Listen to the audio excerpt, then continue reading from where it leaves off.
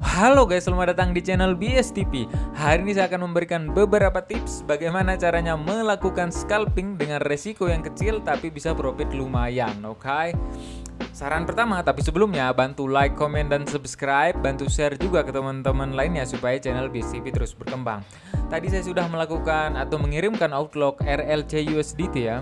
Menunggu dia break support terdekatnya, baru kita masuk ke dalam market. Jika ada retest, baru kita masuk ke dalam marketnya ya. Dan ada juga yang sudah beberapa melakukan entry ya. Dan di sini saya akan memberikan beberapa tipsnya bagaimana caranya melihat ada momen yang bagus untuk masuk ke dalam market. Tips yang pertama, kalau kita seorang scalper, kita analisa di time frame 30 menit ke bawah. Bisa di time frame 5 menit atau 15 menit untuk eksekusi marketnya. Saran pertama yang itu ya. Jadi di sini kita bisa memperhatikan di market RLC USDT terkonfirmasi bullish trend, terlihat jelas ada support dan ada resistennya juga. Jadi setelah menganalisa di time frame 15 menit, tips yang kedua kita tandai support dan resisten. Di sini kalau kita perhatikan break support dan mencoba retest kembali. Ini adalah indikasinya kita bisa melakukan entry short. Tentu tips yang kedua kita tunggu candle konfirmasi. Di sini ada rejekan. Meskipun masih bodinya warna hijau ya, tapi candle selanjutnya di sini bisa terkonfirmasi bahwa buyernya sudah tidak kuat dan di sini kita bisa memutuskan untuk entry scalping ya. Ingat kalau scalping targetnya scalping juga, jangan entry scalping targetnya swing. Cari support terdekatnya untuk melakukan take profit, oke? Misalkan di sini kita belum melakukan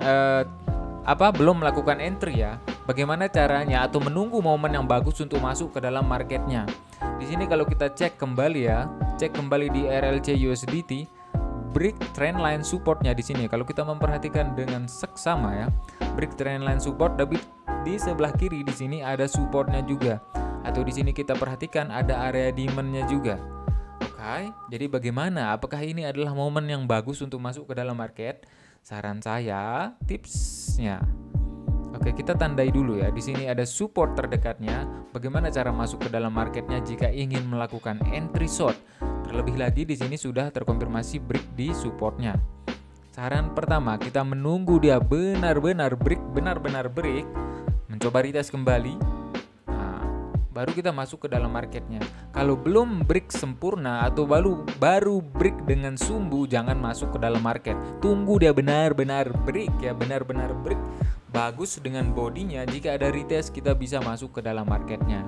Oke, jadi analisa di time frame 15 menit, tandai support resistennya, tunggu benar-benar break, ada retest, baru kita masuk ke dalam market. Kita coba contoh di market yang lain ya. Tadi saya sudah membagikan di BTC juga, ya. Mungkin ada yang masih menghold di BTC juga. Kenapa melakukan entry short di BTC ya? Kalau kita memperhatikan kembali dengan seksama, teman-teman bisa menggunakan indikator moving average eksponensial ini untuk membantu melihat kemana arah tren. Jika moving average eksponensial masih berada di atas candle, kita bisa berasumsi bahwa ini masih bearish trend. Contohnya di sini, kita hapus dulu. Oke, kita hapus di sini ya. Kalau kita garis trendline, tarik dari support di sini ke support selanjutnya, kita bisa melihat di sini sudah terjadi break support trendline, mencoba retest kembali, ada retest dan kita masuk short. Kita perhatikan dengan seksama, break retest. Nah, jadi ketika ada bullish atau bearish trend pasti membentuk yang namanya struktur market. Struktur market kita bisa melihat kalau kita seorang scalper bisa melihat di time frame 5 menit ataupun 15 menit. Jadi ada yang namanya lower high, lower low, lower high, lower low. Kalau dia bullish trend ada yang namanya higher high, higher low, higher high, higher low, seperti itu, oke? Jadi kita bisa melihat struktur market di time frame kecil untuk masuk, untuk mengeksekusi marketnya. Jadi ini alasan kenapa melakukan entry short di BTC.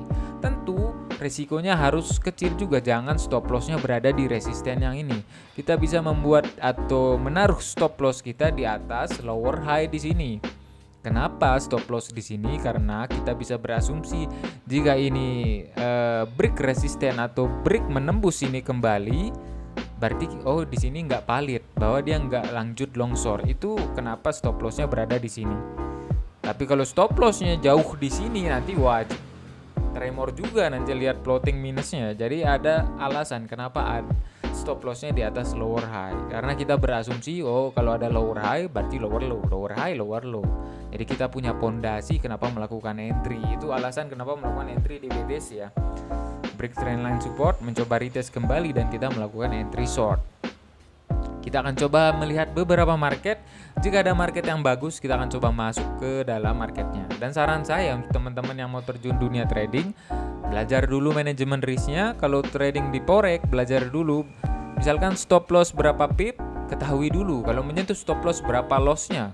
Kalau trading di future menggunakan margin seperti ini, menyentuh stop loss berapa lossnya. Jadi harus diketahui dulu resikonya sebelum terjun ke dunia trading. Oke, kita coba cek market yang lain. Tadi juga saya melakukan entry di Sun USDT, tentu menggunakan teknik yang sama. Terkonfirmasi di sini ada support terdekatnya, break support, break dengan sangat sempurna kalau kita perhatikan dengan sangat jelas ya, break sempurna, mencoba retest kembali, ada rejekan. Ketika ada rejekan, kita bisa berasumsi bahwa buyer sudah tidak kuat dan kita bisa melakukan entry short ya. Jadi tandai support resisten dan tunggu benar-benar break di support resisten baru kita masuk ke dalam market. Oke, kita cek market yang lain lagi. Nah, ini untuk RLC misalkan kita belum masuk ke dalam market. Tunggu benar-benar bagus. Tunggu break dengan benar-benar bagus intinya ya. Kalau masih seperti ini jangan masuk short dulu. Karena kenapa? Di sini masih berada di atas EMA 200. Ini masih terkonfirmasi bullish trend meskipun dia sudah break trend line di garis trend line-nya. Tapi di sini EMA 200 lumayan kuat. Kalau kita perhatikan di sebelah kiri pun di sini Jadi harus benar-benar break dan ada retest baru kita masuk ke dalam market, oke?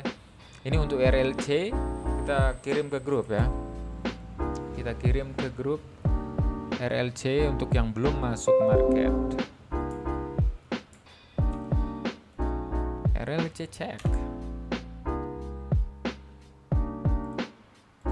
Oke, memang di sini sudah break di support terdekatnya, tapi kita harus benar-benar menunggu break dengan bagus dan ada retestnya ya. Kita cek di market yang lain. Oke, di sini. Kalaupun kita mau entry short, jangan di entry short kalau dia belum break di supportnya ini juga. Dan di sini pun kalau kita perhatikan di sini terkonfirmasi bullish ya. Bullish trend yang sangat bagus. Polanya bisa tercipta seperti ini kalau kita perhatikan dengan seksama ya. Jadi ada beberapa tipe trader atau beberapa tipe scalper ya. Ada yang lebih suka menunggu market reversal baru melakukan entry. Ada juga yang lebih suka mengikuti atau follow the trend. Jadi ketika terkonfirmasi seperti ini membentuk atau menyentuh di area entry, dia lebih suka untuk follow the trend. Tapi ada juga yang lebih suka menunggu market reversal baru melakukan entry ya. Ada beberapa tipe trader. Tapi tips yang pertama untuk teman-teman yang suka scalping, analisa di time frame 15 menit, tandai support dan resisten, tunggu benar-benar break dan jika ada retest baru masuk ke dalam market. Dan ketahui risikonya ya. Oke, di sini juga ONT USDT. Nah, belum benar-benar break, kita menunggu saja ya. Kalau kita tarik garis trendline pun di sini memang sudah break. Sudah benar-benar break ya. Tapi kalau belum masuk market, tunggu break di sini, retest baru masuk ya. Just wait and see. Dan kalau tidak ada market yang bagus, jangan dipaksakan. Lebih baik jangan trading begitu ya. Kalau tidak ada market yang bagus, lebih baik stop. Jangan dipaksakan. Ya, terkonfirmasi bullish trend.